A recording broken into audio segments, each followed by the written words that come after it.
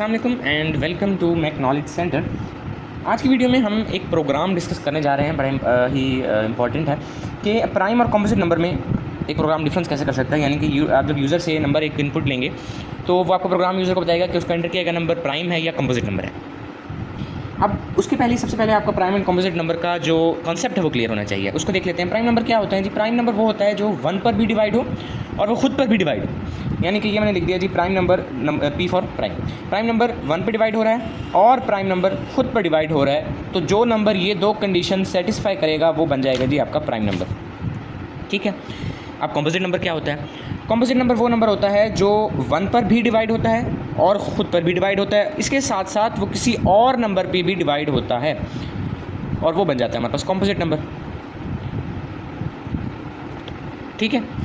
तो अब अगर यहाँ पर देखें तो जो नंबर ये दो कंडीशन सेटिस्फाई करेगा वो प्राइम नंबर हो जाएगा और जो नंबर ये तीनों कंडीशन सेटिस्फाई करेगा वो कॉम्पोजिट नंबर हो जाएगा। अब अगर गौर करें तो ये दोनों कंडीशन जो प्राइम नंबर की कंडीशंस हैं वो ये दोनों कॉम्पोजिट के साथ मैच कर रही हैं, बिल्कुल सेम कंडीशंस हैं। तो हम ये कह सकते हैं कि कोई भी नंबर जो यूज़र एंटर करेगा वो प्राइम नंबर ही होगा जब तक वो इस कंडीशन को सेटिस्फाई नहीं करता। अगर उसने इस कंडीशन को भी सेटिस्फाई कर लिया तो वो आपका प्राइम नंबर से निकल के कॉम्पोजिट नंबर बन जाएगा। फॉर एग्जांपल मैं कहता हूँ जी, यूज़र ने इनपुट करवाया 4। ठीक है, कंडीशन चेक कर लेते हैं। 4 1 पे डिवाइड होता है, ऑब्वियसली 4 4 पे डिवाइड होता है, तो ये क्या बन गया जी? ये प्राइम नंबर बन गया।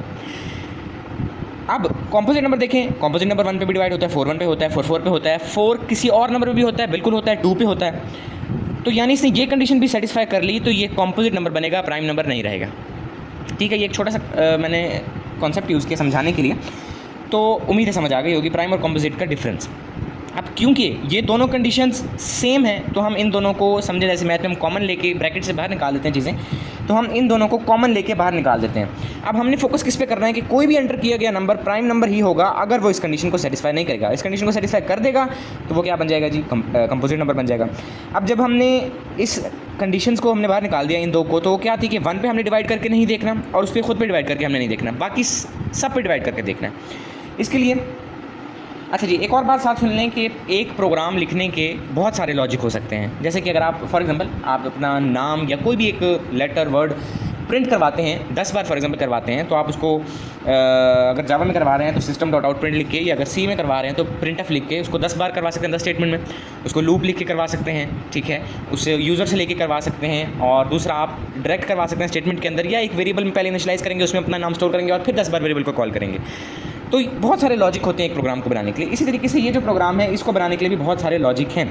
स्टार्ट करते हैं। सबसे पहले यहाँ पर अगर हम देखेंगे तो हमने स्कैनर क्लास इंपोर्ट करवाई यूज़र से इनपुट लेने के लिए। आपके पब्लिक क्लास आ गई, आपका कीवर्ड्स और क्लास का नेम आ गया, उसके साथ ही पब्लिक स्टैटिक वॉइड मेन आ गया, स्कैनर इनपुट, हमने एक ऑब्जेक्ट क्रिएट कर लिया। अच्छा जी, उसके बाद अब यहाँ पर मैंने वेरिएबल इनिशियलाइज़ कर दिए, एक ए और एक बी, ठीक है, इंटीजर के साथ, क्योंकि नंबर ऑब्वियसली इंटीजर होगा तो हम इंटीजर लेंगे। उसके बाद हमने यूज़र को कहा जी नंबर एंटर कर लें, और उसने यहाँ पर हमें नंबर एंटर किया तो हमने इसको ए में स्टोर करवा दिया। अब यहाँ पर मैंने लिया है एक वेरिएबल जिसका नाम मैंने फ्लैग रखा है, ठीक है, आप वेरिएबल का नाम कोई भी रख सकते हैं, मैंने यहाँ पर फ्लैग रखा है और उसकी डेटा टाइप मैंने दी है बूलियन। अब बूलियन क्या होती है? बूलियन डेटा टाइप वो होती है जो आपको या ट्रू या फॉल्स में, यानी उसकी दो पॉसिबिलिटीज़ ही दो हो सकती हैं, या ट्रू या फॉल्स। जैसे कंप्यूटर में बाइनरी लैंग्वेज होती है या 0 या 1। तो यहाँ पर मैंने बूलियन यूज़ किया, आप इंटीजर भी यूज़ कर सकते हैं, ठीक है। उसको आप एक वेरिएबल लेंगे, उसको एक कंडीशन में 1 स्टोर करवा दें, दूसरी कंडीशन में 2 स्टोर करवा दें। मैं आपको आगे बताता हूँ, समझ आ जाएगी आपको। लेकिन मैंने बूलियन इस वजह से यूज़ किया है क्योंकि फॉर एग्जांपल अगर आपको कहा जाता है कि आप 10 बार अपना नाम प्रिंट करवाएं एक प्रोग्राम में, तो जैसे मैंने बताया आप 10 स्टेटमेंट लिख सकते हैं सिस्टम डॉट आउट की, या आप लूप लगा सकते हैं। तो एफिशिएंट ज़्यादा क्या है कि आप लूप लगाएंगे, आपका टाइम सेव होगा। और एक प्रोग्रामर अगर लूप के बजाय 10 बार स्टेटमेंट लिखता है तो वो प्रोग्रामर नहीं कहलाएगा। तो हमने वो काम करना है जो ज़्यादा कंपैटिबल हो, जो ज़्यादा एफिशिएंट हो। तो जो हमारे पास यहाँ पर रिजल्ट ही 2 केसेस में आ सकता है, या वो ट्रू होगा या वो फॉल्स होगा। तो इसलिए हमने यहाँ पर बूलियन जो है वो डाटा टाइप को इस्तेमाल किया। आगे देख लेते हैं जी। यहाँ पर फ्लैग को मैंने फॉल्स जो है वो वैल्यू साइन कर दी, उसकी वैल्यू ही 2 होंगी, ट्रू या फॉल्स, ठीक है। कोई और वैल्यू देंगे तो आपको एक्सेप्ट नहीं करेगा आपका इंटरप्रेटर इंटेलिजेंट। अच्छा जी, उसके बाद फॉर लूप लगाया, उम्मीद है फॉर लूप का पता होगा आप सबको। फॉर लूप में पहले मैंने इनिशियलाइज़ कर दिया b = 2। अब b = मैंने 2 इनिशियलाइज़ क्यों किया? क्योंकि मैंने आपको कह चुका हूँ कि हमने इस कंडीशन को बाहर निकाल दिया, यानी हमने 1 पे डिवाइड करके देखना ही नहीं है। तो 1 से अगला नंबर है 2, तो मैंने b को 2 इनिशियलाइज़ कर दिया। अच्छा जी, उसके बाद मैंने कहा b a से छोटा है। अब यहाँ पर हम एग्जांपल ले लेते हैं कि जो यूज़र ने एंटर किया है a, वो उसने किया है जी 7, a = 7, यूज़र ने ये वैल्यू इनपुट की है। अब जो है यूज़र ने ये वैल्यू इनपुट की है 7, तो हम देखेंगे b 2 हो गया, b छोटा है 7 से, यानी कि 2 इज़ लेस देन 7 और not, yes 2 is less than. तो जो ये हिस्सा है यानी फॉर की जो स्टेटमेंट है वो एग्जीक्यूट होने लग जाएंगी।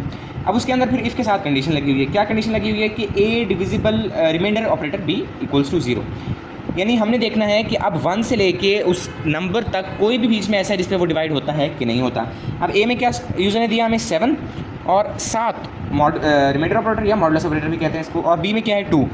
डिवाइड करेंगे तो आपके पास रिमाइंडर क्या आता है 1 आता है, रिमाइंडर क्या आता है जी 1 आता है, तो जो कि इक्वल नहीं है 0 के। तो ये स्टेटमेंट क्या हो गई, ये कंडीशन फॉल्स हो गई, जिसकी वजह से ये आपकी जो स्टेटमेंट है वो एग्जीक्यूट नहीं होगी। ये हमने पहला नंबर चेक किया 2 पे। अब लूप चल रहा है, दोबारा जिधर चल जाएगा b में ये इंक्रीमेंट हो गया यहाँ से, और b में वैल्यू स्टोर हो गई 3। ठीक है, मैं यहाँ b में वैल्यू क्या होगी, वैल्यू स्टोर हो गई 3। a में क्या है जी 7। अच्छा, तो कंडीशन चेक हुई 3 छोटा है 7 से, बिल्कुल छोटा है जी, अंदर आ गया। फिर कंडीशन चेक हुई जी, क्या 7 को डिवाइड करें 3 पे तो रिमाइंडर क्या आता है जी, फिर 7 आता है, यानी कि गलत होगी कंडीशन, तो इसको ट्रू नहीं मिलेगा फ्लैग को। अब दोबारा जाएंगे फी में, फिर इंक्रीमेंट हो जाएगा, बी की वैल्यू 4 हो जाएगी, दोबारा कंडीशन आएंगे, दोबारा क्या होगी, फॉल्स हो जाएगी, तो ये स्टेटमेंट एग्जीक्यूट ही नहीं होगी। फिर बी की वैल्यू 5 हो जाएगी, फिर 6 हो जाएगी। जब बी की वैल्यू 7 हो जाएगी, बी में इंक्रीमेंट होते होते जब बी की वैल्यू 7 हो जाएगी तो ये कंडीशन भी फॉल्स हो जाएगी कि 7 इज़ नॉट लेस देन 7। जब ये कंडीशन फॉल हो जाएगी तो आपका लूप जो है वो टर्मिनेट कर जाएगा और आपकी जो इसका एग्जीक्यूशन है वो इस स्टेटमेंट पर आ जाएगी। क्या होगी स्टेटमेंट जी, कि इफ़ अगर फ्लैग जो है वो इक्वल है ट्रू के, ठीक है, फ्लैग की वैल्यू क्या है ट्रू है, तो ये प्रिंट कर दें नंबर कॉम्पोजिट है, अगर फॉल्स है तो ये प्रिंट कर दें प्राइम है। अब क्योंकि ये वाली कंडीशन एग्जीक्यूट ही नहीं हुई इसलिए फ्लैग की वैल्यू फॉल्स ही रही, फ्लैग की वैल्यू फॉल्स रही तो ये कंडीशन हो जाएगी कि प्राइम नंबर है, और ऑब्वियसली 7 यहाँ पर प्राइम नंबर है। अगर यहाँ पर हम फॉर एग्जांपल 6 एंटर करवाते इस नंबर पे, ए को 6 दिया यूज़र ने, तो पहली कंडीशन में फ्लैग को ट्रू असाइन हो जाता। कैसे कि ए को यूज़र ने दिया 6, बी हमारे पास है 2, दोबारा से मैं एग्जीक्यूट करवा रहा हूँ। देखेंगे जी, तो कंडीशन ट्रू हो रही है कि 2 लेस देन 6, बिल्कुल हो रही है। इफ़ किस कंडीशन में आ गया 6 divisible divided by 2, 6 divide by 2, remainder क्या आता है आपके पास 0 आता है। रिमाइंडर क्या आता है जी 0 आता है, तो 0 इक्वल्स टू 0, कंडीशन ट्रू हो गई तो फ्लैग को ट्रू मिल जाएगा, यानी कि नंबर डिवाइड हुआ किसी नंबर पे तो कंडीशन ट्रू हो जाएगी। और जब ट्रू हो जाएगी तो फ्लैग को ट्रू असाइन हो जाएगा, और ट्रू असाइन हो जाएगा तो पहली कंडीशन भी ट्रू, जब कंडीशन ट्रू हो जाएगी तो उसकी पहली स्टेटमेंट एग्जीक्यूट होगी जो कि कॉम्पोजिट नंबर है। ठीक है, बात समझ आ गई। अच्छा, यहाँ पर ये येलो अंडरलाइन कर रहा है, इसको वो क्यों अंडरलाइन कर रहा है मैंने आपको समझाने के लिए यहाँ पर इक्वल के साथ ट्रू लिखा हुआ है। अब इसको अगर मैं इसकी सजेशन मान लूँ तो देखें उसने ट्रू को हटा दिया, सिर्फ फ्लैग रखा हुआ है। अब इसका मतलब क्या है कि फ्लैग की मैंने आपको बूलियन की मैंने आपको बताया कि बूलियन में सिर्फ 2 कंडीशन होती हैं, या ट्रू या फॉल्स, तो आगे हमें वैल्यू देने की ज़रूरत नहीं है। अगर यहाँ पर फ्लैग ट्रू होगा, ठीक है, फ्लैग की वैल्यू ट्रू होगी तो कंडीशन ये एग्जीक्यूट होगी, अगर फ्लैग की वैल्यू फॉल्स होगी तो कंडीशन ये होगी। ठीक है, तो ये मेन पार्ट है आपका समझने वाला, ये 3 लाइन है बस। अच्छा जी, हमने यहाँ पर इक्वल का साइन क्यों नहीं लगाया कि B less than equal than, क्योंकि मैंने यहीं पर आपको बताया कि जो कंडीशन है, ये 2 कंडीशन को हमने बाहर कर दिया कि वो 1 पर भी डिवाइड होगा और उस पर अपने खुद पर भी डिवाइड होगा। तो हमने 2 से स्टार्ट किया, यानी 1 से बड़े से, और ख़ुद से एक छोटे पे एंड कर दिया।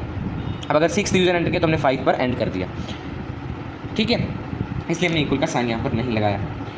अच्छा, लास्ट बात, यहाँ पर मैंने बताया था कि आप इंटीजर भी यूज़ कर सकते हैं। इंटीजर कैसे यूज़ कर सकते हैं जी, कर लेते हैं हम। अच्छा, उससे पहले मैं आपको एक बार प्रोग्राम रन करके दिखा दूँ कि प्रोग्राम सही भी चल रहा है कि नहीं। अच्छा जी, एक नंबर मैं एंटर करवा रहा हूँ 65 पे भी डिविजिबल है, 1 पे भी डिविजिबल है और 5 पर भी है, तो इसका आना चाहिए ये कॉम्पोजिट नंबर है। आंसर आ गया जी कॉम्पोजिट। एक और देख लेते हैं। अब मैं एंटर करवा रहा हूँ जी 11 जो कि प्राइम नंबर है, तो आंसर आ गया जी एंटर नंबर इस प्राइम। ठीक है, अब देख लेते हैं इस बूलियन वाले को कि बूलियन की जगह हमने लिख दिया इंट, फ्लैग हमने देने दिया वही, और फॉल्स के बजाय इसको हमने दे दिया 1, ये चलें 0 दे दिया। ठीक है, अब अगर ये कंडीशन ट्रू हो तो फ्लैग क्या हो जाए 1 हो जाए। अब देखिए, अब ये जो फ्लैग है यहाँ पर रेड अंडरलाइन कर रहा है, क्यों, क्योंकि अब इंटीजर डाटा टाइप है तो उसमें उसकी वैल्यू देना ज़रूरी है। अब उसको पता नहीं उसकी वैल्यू कुछ भी हो सकती है, इंटीजर की जितनी पॉसिबल रेंज है नंबर्स की वो उनमें से कोई भी एक वैल्यू हो सकती है, इसलिए उधर यहाँ पर वैल्यू देना ज़रूरी है। तो हम क्या लिखेंगे जी, इज़ इक्वल्स टू 0। ठीक है, अब कैसे हो गया कि फ्लैग की वैल्यू 0 है, अगर वो किसी और पे डिवाइड हो तो फ्लैग की वैल्यू 1 हो जाए, वरना 0 रहे। अगर फ्लैग की वैल्यू 0 ही रहेगी, सॉरी ये मैंने यहाँ पर लिख दिया, यहाँ पर आ जाएगा 1। अगर फ्लैग की वैल्यू 1 हो गई तो नंबर कॉम्पोजिट हो जाएगा, अगर फ्लैग की वैल्यू 1 ना हुई, 0 ही रही, तो नंबर प्राइम हो जाएगा। इसको भी एग्जीक्यूट करके देख लेते हैं। देखिए वही नंबर डालते हैं 65, नंबर आ गया कॉम्पोजिट। अगेन वही नंबर डालते हैं जी 11, प्राइम आ गया। तो दोनों लॉजिक ट्रू हैं। ये तो अभी सिर्फ मिनिमल सा चेंज था आपके पास, लेकिन यहाँ पर अगर बूलियन यूज़ करेंगे तो आपका गलत नहीं कर सकता ये प्रोग्राम भी कोई। आप बूलियन यूज़ करेंगे तो ज़्यादा कंपैटिबल है, क्योंकि हमें पता है कि उसकी जो रिजल्ट है, आउटपुट है, वो दो ही हो सकती हैं, या तो वो ट्रू होगा या वो फॉल्स होगा। इसलिए बूलियन यूज़ करेंगे तो ज़्यादा बेहतर है, वरना आप इंटीजर भी यूज़ कर सकते हैं, इसमें कोई मसला नहीं। तो उम्मीद है आपको ये प्रोग्राम समझ आ गया होगा। अगर नहीं आया तो बिला झिझक आप पूछ सकते हैं। If you have any Curie let me know in the comment section. So best of luck, मिलते हैं इंशाल्लाह नेक्स्ट वीडियो में। जब तक अपना बहुत ख्याल रखिएगा। अल्लाह हाफिज़।